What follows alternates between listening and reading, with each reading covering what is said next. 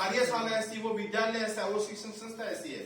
तो यहाँ आप बच्चे आते हैं, अगर आपको संस्कारित शिक्षा मिलेगी तो आप निस्संदेह आप संस्कारवान नागरिक बनेंगे। और यस, हमारे देश के प्रधानमंत्री की बात बोलते हैं, यस आई कैन, हाँ मैं कर सकता हूँ, और कोई नहीं कर सकता। एक बहुत बड़ी फैक्ट्री थी बेटा, और उसमें क्या हुआ कि उसमें 5,000 जो है व्यक्ति काम करते थे, और जो ही उस फैक्ट्री में घाटा लग गया तो उस फैक्ट्री के मालिक ने कहा, भाई फैक्ट्री में घाटा लग गया, अब हमारे पास कुछ भी नहीं है। तो बोला जी उसके जिम्मेवार कौन है? बोला भी कल सुबह 11 बजे सबको पता चल जाएगा कि हमारी बर्बादी का, हमारी फैक्ट्री में नुकसान का जिम्मेवार कौन है। तो सभी एकदम उत्सुकता से आए, 11 बजे हम देखेंगे कि कौन इसका जिम्मेवार हो सकता है। तो उन्होंने बीच में बहुत बड़ी मेज के ऊपर एक ऐसे बक्सा रख दिया और बोला सभी बारी बारी से जाके देख सकते हैं कि जिम्मेवार कौन है। तो जो भी जाता चुपचाप आगे एकदम से बैठ जाता। क्या उस बक्से में एक शीशा रखा था, दर्पण। अब जो व्यक्ति जाए तो उस दर्पण में किसकी फोटो दिखाई दे? अपनी फोटो दिखाई। तो इट मीन्स कि इसके जिम्मेवार हम खुद हैं, इसका कोई और जिम्मेवार नहीं है। इसके जिम्मेवार बेटा हम हैं, हमारी सफलता के भी और असफलता के भी। तो आप कर सकते हैं क्योंकि आप में अक्षमता है। और ये जो कोचिंग इंस्टीट्यूट होते हैं या कंप्यूटर सेंटर होते हैं, ये उन प्रतिभाओं को तराशने का कार्य होता है, और आप वो काम कर सकते हैं।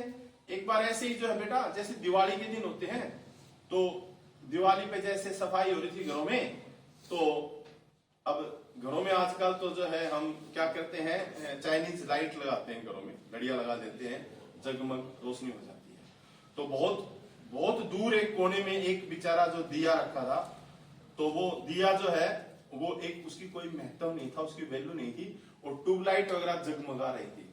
तो वो जो लाइट ही जो जगमग चमक रही थी, वो उस दिए को बोलती है कि तेरा अस्तित्व क्या है, हम देख किस प्रकार से प्रकाशित है, हम जगमग है, और तू एक दूर एक कोने में जो है पड़ा हुआ है। इतनी देर में क्या होती है बेटा, लाइट से जाती है, लाइट से जाती है, बिल्कुल अंधेरा छा जाता है।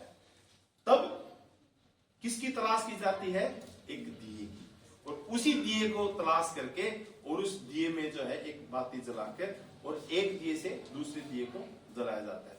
तब वो दीपक बोलता है, तब वो दिया बोलता है कि देखो ठीक है, तुम अपने आप को प्रकाशित कर सकती हो, ट्यूबलाइट है, चाइनीज लाइट है, तुम अपने आप को प्रकाशित कर सकते हो, लेकिन मैं जो दीपक हूं, मैं जो दिया हूं, एक दिए से दो दिए, 2 से 3, सैकड़ों, हजारों, लाखों, एक दिया जो कितने दियों को जला सकता है, एक दीपक से दूसरे दीपक। तो मैं वो दीपक हूं, अपने से जो है सैकड़ों लाखों को प्रज्वलित कर सकता हूं।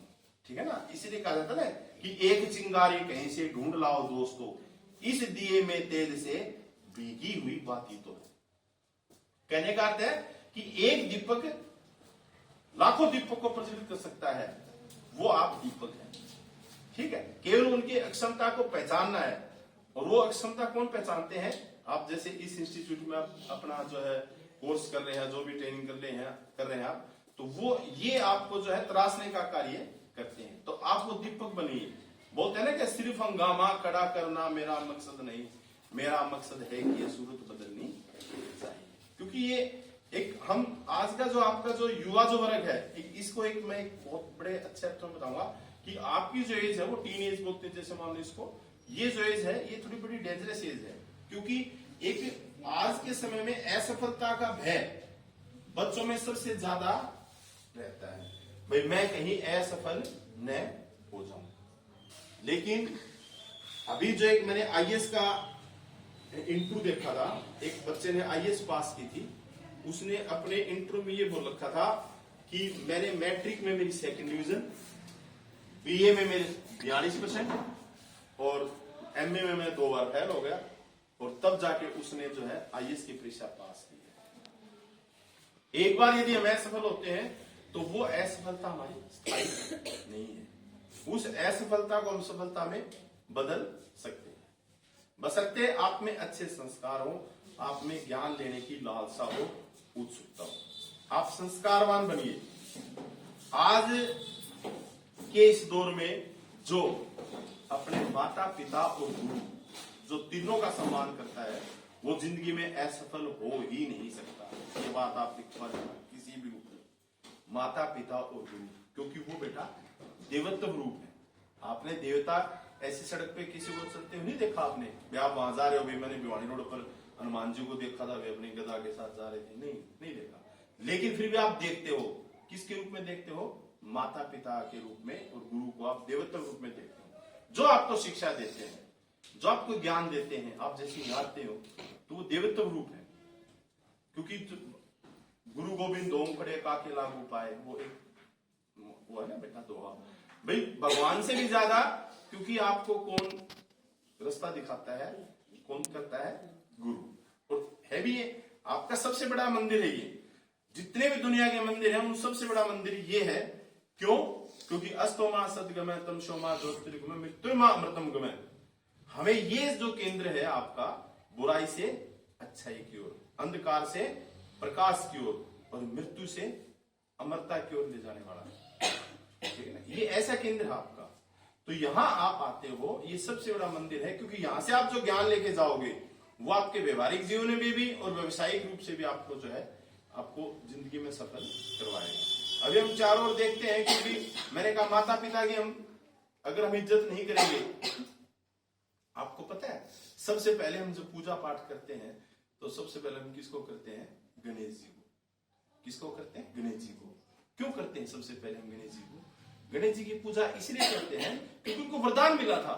एक बार भगवान शिव और पार्वती के पुत्र थे ना गणेश जी, कार्तिकेय, तो उन्होंने ये कहा कि भाई सबसे प्रिय कौन है, कार्तिकेय है या गणेश जी? तो भगवान शंकर बोलते हैं कि जो तीनों लोग के चक्कर काट के आ जाएगा वो हमारा सबसे प्रिय है। तो कार्तिकेय तो अपने चल पड़े, लेकिन गणेश जी ने क्या किया? जहां माता पिता बैठे थे उनके चारों ओर चक्कर काट के चरणों में स्पर्श कर दिया। बोला ये क्या? बोला मेरे लिए तो तीनों लोग आपके चरण ही है। तो इसीलिए हम सबसे पहले देव आदि देव गणेश जी की पूजा करते हैं।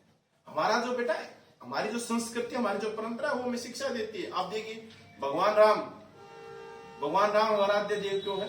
अभी 22 जनवरी को भगवान राम का जो है प्राण प्रतिष्ठा होने जा रही अयोध्या में।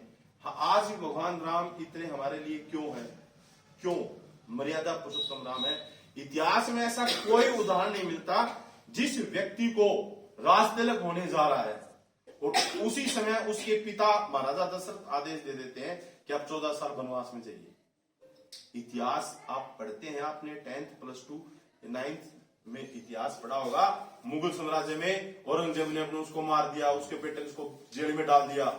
राजगद्दी के लिए, उस राज के लिए अपने पिता तक को मार दिया, भाइयों तक के वध कर दिए। अब मुगल साम्राज्य में आप ये बातें पढ़ते होंगे, लेकिन भगवान राम एक ऐसे हैं जो पिता की आज्ञा मानते हुए राज तिलक जब होने जा रहा हो और उसमें 14 साल वनवास में